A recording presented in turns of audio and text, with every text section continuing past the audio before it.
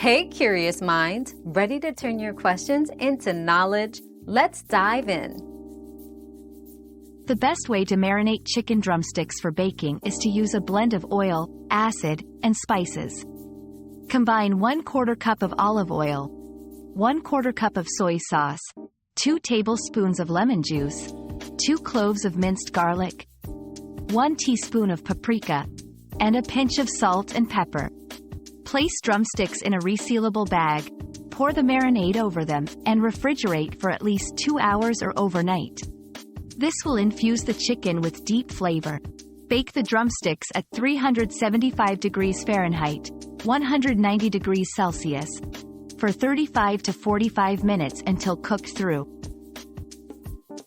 Our quest for knowledge never ends. Thanks for being part of today's discovery.